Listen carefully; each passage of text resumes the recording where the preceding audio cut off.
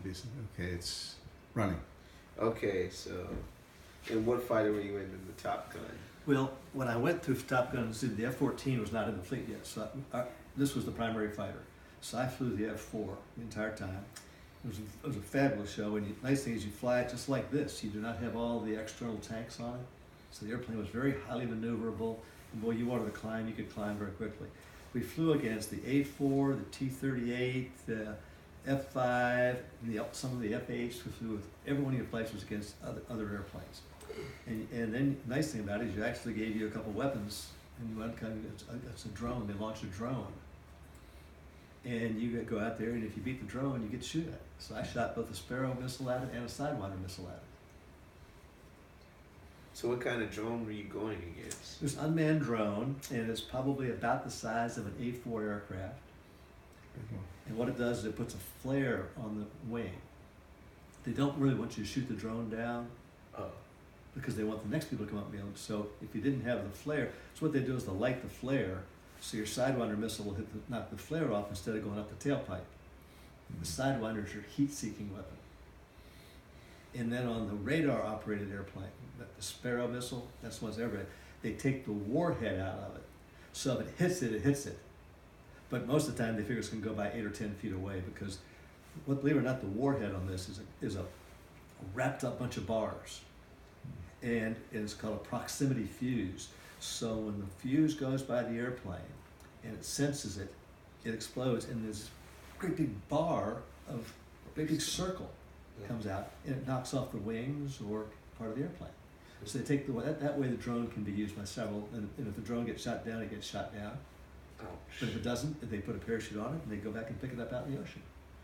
But it was kind of cool to go out there because they fly the drone. Instead of the drone just flying in a straight line, it makes some of these turns towards you, so it's just like a dogfight. It won't arm wrestle with you because they can't do that arm wrestling I'm talking about, the close dogfighting. But it'll turn at you, so you have to use these maneuvers like the spider or split we talked about to try to get behind it so you could use your Sidewinder on it. So what does it take to be a good fighter pilot? Well, I'll let somebody else decide whether I was ever any good, but I can tell you what I saw over the years is one, a confidence in your skills. You had to expect that you had the confidence to fly because, and I don't want to belabor this point, but I don't know any aviator anywhere that did not become apprehensive at one time or another, whether it be bad weather, whether it be night, or whether it be aircraft emergencies. So you have to handle yourself. And I used to tell people, there's a difference between fear and apprehension. Fear can be fatal because you can make lousy decisions. Apprehension can be manageable. So you have to understand your things. So you have to understand your own psyche and your own personality. I'll be very candid. When I was going through flight school, I was still a little nervous and apprehensive. I remember asking myself, Heath, one time, will I ever be as comfortable closing the canopy on my airplane as I am closing the door on my car? Because I was not. I had more training and different type of training, more demanding training. I got more confident, and then I got to the point I was very comfortable and confident. Good eyesight to be a fighter pilot can be, that's one of the reasons I had such success as a fighter pilot, because I had very, very good long distance eyesight. I like to sometimes bet my back seater that I could see an airplane before he could see it on the radar, because the back seater operated the radar. So sometimes you'd see an airplane 15, 20 miles away. And good reaction skills, and also you have to be responsive to your intuitive skills. It's nice to be analytical, but you don't have time to think. You have to react. So I think one of the premier situations to make a fighter pilot a good fighter pilot is to have confidence in your intuitive skills and react intuitively because you know it's right. You don't have time to think, am I doing the right thing? You have to know whether you're doing the right thing.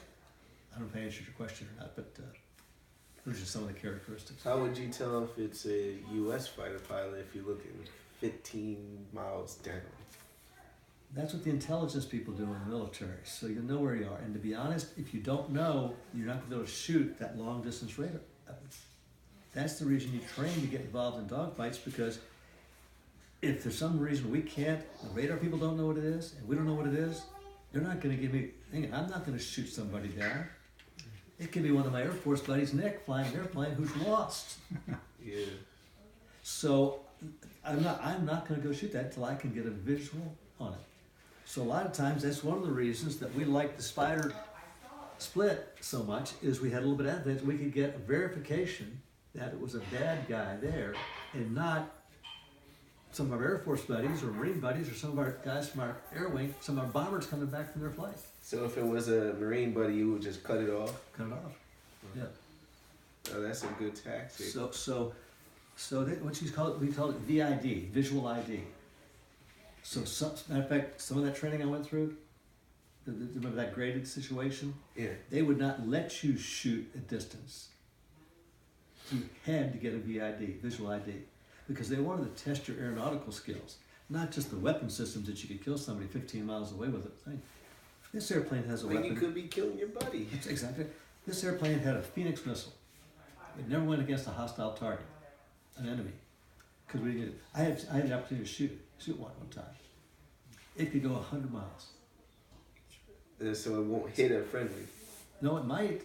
You won't know. That's the reason I'm saying. One of the reasons you're not going to use that is because it goes this long way. So what it is, the way it works is the radar operates on it, locks up on it, and then you lock the missile up on it, and you shoot it. And the Phoenix is oddly enough is a missile where you could shoot it and then leave, because the Phoenix had its own radar. Yeah. The Sparrow missile, which is the one that the F-8 everybody still carries around for the most part, the weapon system in the airplane has to illuminate the bad guy all the way until impact. If you follow me. Yeah.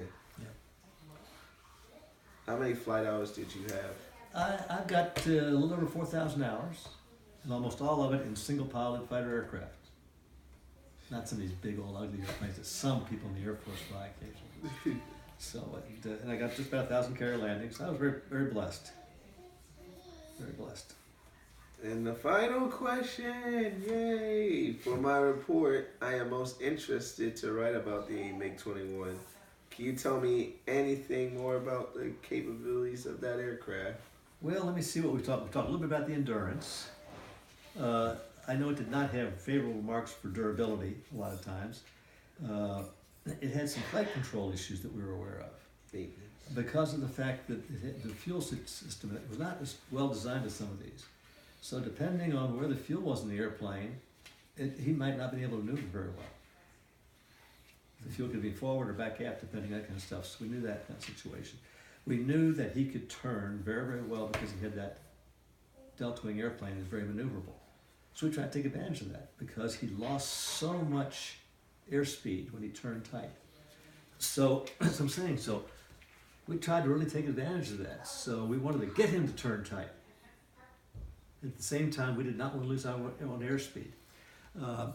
He could climb very well. He had very good, what they call thrust-to-weight ratio. Are you familiar with that? No. For example, if this airplane weighed 40,000 pounds, and you had two engines that gave you 20,000 pounds of thrust, you'd have a thrust-to-weight of 1.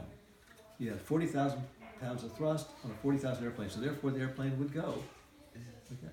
Some of these new airplanes now have considerably more than that. So you can actually go forward and accelerate going uphill.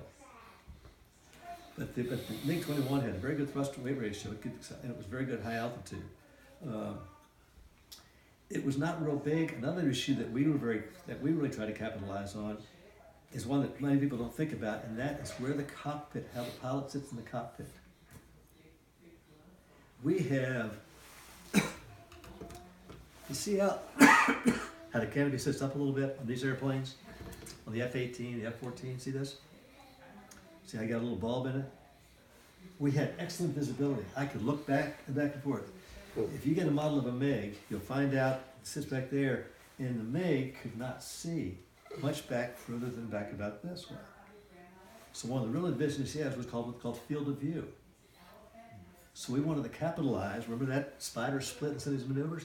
If we get ourselves in a position that we could get out of his eyesight for a moment or two, that we might be able to put ourselves behind his wing line, because unless he turned a certain way, he may not be able to see us as easily as we could see him.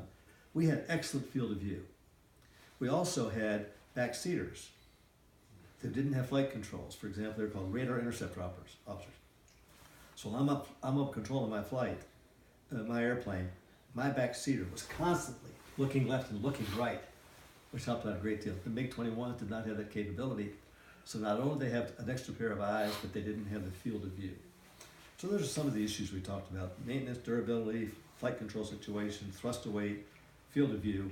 So we studied these things quite a bit because everybody flew the MiG-21 and it was a significant adversary. You picked a good airplane to chase. It's a good airplane. We done?